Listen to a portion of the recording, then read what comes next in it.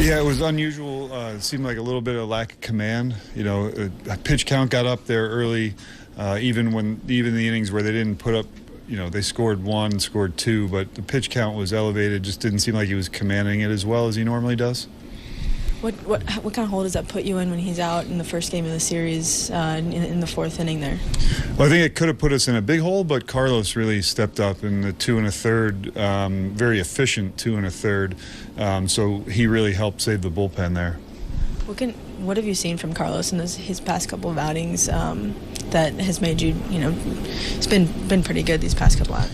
Yeah, I think the biggest thing is it seems like he's controlled his tempo a little bit better in my mind, that he's not rushing between pitches as much. He's using, not that it has nothing to do with the pitch clock, but just that he's controlling his own rhythm and not getting too excited and rushing through his delivery.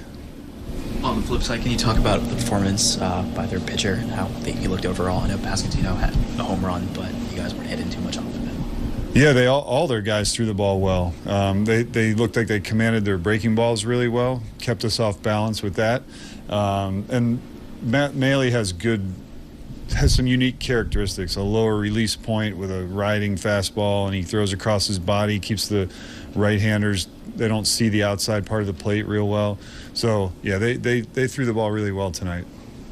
What can you say about Vinnie's consistency at the plate with him just this whole season?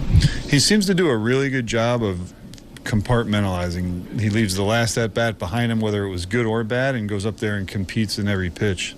And then his performance with 2 strikes, too. That homer came on 2 strikes, and I think he's the best in baseball with 2 strikes. Oh, really? I just wonder what you've seen from that part of it.